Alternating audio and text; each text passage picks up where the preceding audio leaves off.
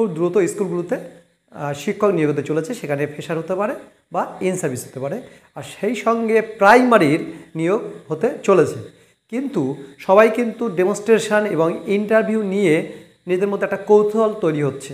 কীভাবে প্রস্তুতি নিতে হবে সেটা আমি শেয়ার করব। অভিজ্ঞতা, আমার ইন্টারভিউটা কেমন হয়েছিল সেটা আমি বললে আপনারা বুঝতে পারবেন যে পুরো ইন্টারভিউ সিস্টেমটা কেমন। যারা ইন্টারভিউতে ডাক পাবেন অবশেষে প্রাইমারি যারা আছেন টেট পাস করে গেছে বা টেট পাস করে বসে আছে তারাই ইন্টারভিউ দেবে, এবং আর কয়েকদিন পর WBSSC 2025 রেজাল্ট বের হবে এবং ইন্টারভিউ দিতে হবে। এখন ইন্টারভিউ প্রসঙ্গ নিয়ে আমি আলোচনা করব। আমি নিজের অভিজ্ঞতাটা শেয়ার করব আমার এই ইন্টারভিউটা কেমন ছিল।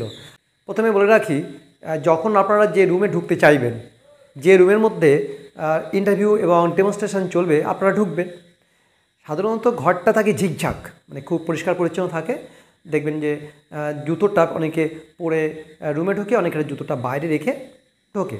আমাদের কাজ হবে রুমের মধ্যে যারা ইন্টারভিউ নেবেন তাদেরকে সম্মান করা। তারা চাই যে আমাদের কারা সম্মান করছে। যদি জুতো খুলে বাইরে রেখে ঢুকলে খুব ভালো, আর যদি মনে হয় না নর্মাল রুম তাহলে নর্মাল জুতো পরে যাওয়াই ভালো। তার জন্য কেউ শু পরতে পারে, আবার শু নাও পরতে পারে। অনেকে জামাকে ঝিকঝাক পরতে হবে বা কোট গায়ে যেতে হবে, এরকম ব্যাপার কোনো কিছু না। নর্মাল ইউনিফর্ম পরে সে রুমে ঢুকবে, এবং রুমে ঢোকার আগে তাকে কিন্তু একটা পারমিশন নেওয়া উচিত। স্যার আমি আসছি বলে ঢুকে গেলাম, তাদের কিন্তু একটা অসম্মান করা হলো।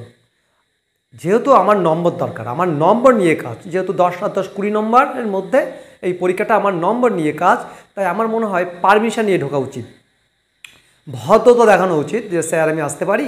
অবশ্যই বলার সঙ্গে সঙ্গে তারা অনুমতি দেবে, হ্যাঁ আপনি আসুন। গিয়ে ওখানে দেখবেন যে টেবিলে ইন্টারভিউ এবং ডেমনস্ট্রেশন নেবে তারা বসে আছেন, আর সঙ্গে একটা চেয়ার দেওয়া আছে। প্লাস্টিক চেয়ার হতে পারে বা কাঠের চেয়ার হতে পারে, এবং চেয়ারের পাশে দাঁড়িয়ে থাকলেন। যদি বলো আপনি বসুন তখন বসবেন, কিন্তু অবশ্যই ওদের কাছ থেকে পারমিশন নেওয়া উচিত। আমাদের কাজ হচ্ছে নম্বর নেওয়া, ওদেরকে সন্তুষ্ট করা। আমাদের অ্যাটিটিউডটা কেমন, আমাদের ভদ্রতাটা কেমন, এইটা কিন্তু দেখবে। আমি সে বলছি আমাদের নম্বর নিয়ে কাজ। 10 আর 10 20 নম্বর আপনারা জানেন ব্যাপক একটা নম্বর। কেননা অ্যাকচুয়ালি এখন দেখছি ইন সার্ভিসটা কিন্তু 10 নম্বর এগিয়ে থাকছে এবং ফ্রেশাররা কিন্তু 10 নম্বর পিছিয়ে থাকছে। এবং ফ্রেশারদের ক্ষেত্রে কিন্তু টিকে থাকতে গেলে খুব ভদ্রতার পরিচয় দিতে হবে ওখানে, এবং ডেমনস্ট্রেশনটা খুব ভালো দিতে হবে, ইন্টারভিউটা খুব ভালো দিতে হবে। আর যখন ওনারা কোশ্চেন করবে তখন যে কোশ্চেন করবে তার দিকে তাকেই উত্তর দেওয়াই সবথেকে ভালো। অনেক সময় কী হয়, সাবজেক্টের বাইরে কিন্তু কোশ্চেন করে, নাম কোথায় বাড়ি সব জিজ্ঞাসা করবে। নর্মালি নিজে উত্তর দেবে, যেভাবে কথোপকথন বিভিন্ন জায়গায় করে থাকেন একদম নর্মালি উত্তর দেবেন, মনে করবেন সবাই পরিচিত, ঠিক সেইভাবে কিন্তু উত্তর দেবেন। একদম ঘাবড়ে যাবেন না, ভয় পাবেন না। দেখবেন আবার আপনার প্রত্যেকটা প্রশ্ন কিন্তু মন দিয়ে শুনবে। ওরা কোশ্চেনগুলো আপনাকে, কিন্তু আপনি উত্তর দিতে পারছেন না, আপনি বললেন স্যার আমার জানা নেই বা আমি বলতে পারবো না, এই শব্দ বলবেন না। কি বলবেন? স্যার এই মুহূর্তে আমার মনে পড়ছে না, স্যার এই মুহূর্তে আমার মনে পড়ছে না।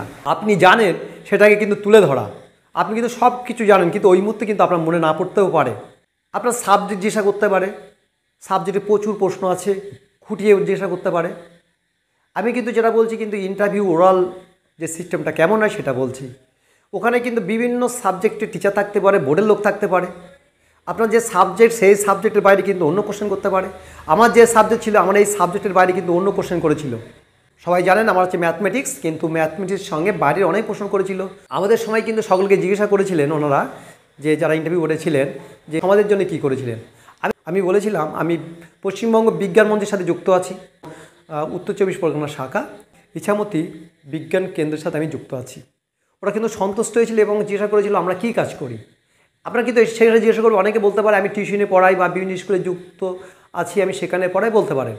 যেটা ভালো লাগবে আপনি বাড়িতে প্র্যাকটিস করতে শুরু করুন, যে ওখানে কিন্তু কোশ্চেন করলে যেন আপনার কাছে নতুন না লাগে, কোনো কিছু যেন বানিয়ে না বলতে হয়, নিজের মতো করে তৈরি করুন। আমি কিন্তু নিজের মতো তৈরি করতাম, নিজে কিন্তু যে এই প্রশ্ন করলে আমি এই প্রশ্নের উত্তর দেবো, এই প্রশ্ন করলে ওই প্রশ্নের উত্তর দেবো, এইভাবে কিন্তু আমি নিজে তৈরি করতাম।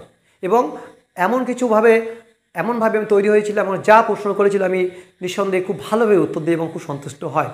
ইন্টারভিউ বোর্ডে কিন্তু আপনাদের বিভিন্নভাবে বিরক্ত করতে পারে, কিন্তু আপনারা কিন্তু বিরক্ত হলে হবে না। নম্বর দরকার, ভদ্রভাবে উত্তর দেবেন, সহজ সাধারণ ভাষায় উত্তর দেবেন। ভদ্রতাই কিন্তু ওখানে পরিচয়। ওখানে দেখবে আপনি ওখানে যারা আছেন বোর্ডের লোক থাকতে পারে, এসএসসি বোর্ডের লোক থাকতে পারে, বা প্রাইমারি ইন্টারভিউর ক্ষেত্রে বোর্ডের লোক থাকতে পারে। তারা দেখবে যে আপনারা কিভাবে বোর্ডের স্টাফদের সম্মান দিচ্ছেন। এখন যেটা প্রসঙ্গ ডেমনস্ট্রেশন, এবং সেখানে কতক্ষণ সময় লাগতে পারে আপনারা এটা চিন্তা করতে পারেন। ডেমনস্ট্রেশন কিন্তু বেশি সময় নেয় না, সাধারণত 2 থেকে 3 মিনিট, জোর 5 মিনিট এবং তার থেকে কম।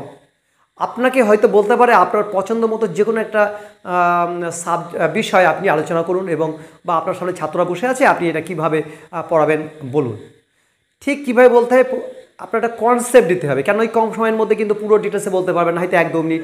আপনার যে বলার যে অ্যাটিটিউড দেখবে, আপনি কেমন কথা বলছেন, ছাত্রদের আদৌকে আপনি বোঝাতে পারবেন, আপনাকে কিন্তু এইভাবে লক্ষ্য করবে এবং দেখবে যে আপনি কতটা এক্সপার্ট।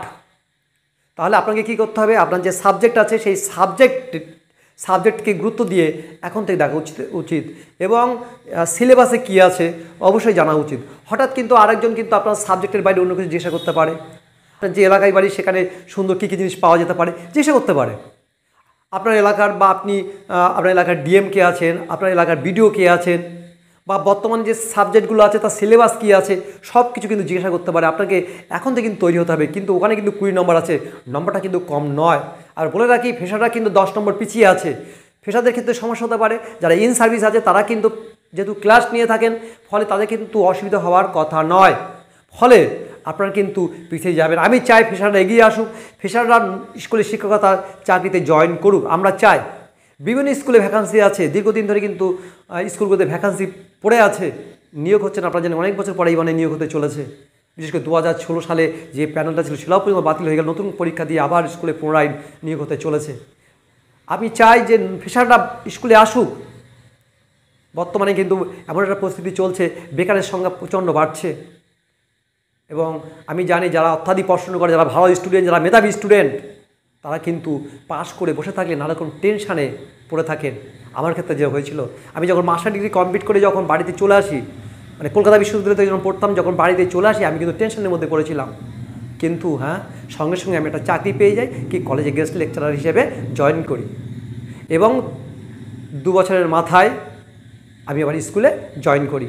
তা বলে রাখি, এখন থেকে প্রস্তুতি নেন, কীভাবে কথা বলবেন, তার ভাবভঙ্গি অ্যাটিটিউড কেমন হবে, এখন থেকে ভাবতে পারেন। আশা করি আপনারা বুঝতে পেরেছেন। পরে ইন্টারভিউতে কেমন প্রশ্ন করতে পারে এবং তার উত্তর কীভাবে দিতে হবে সেগুলো অবশ্যই আলোচনা করব।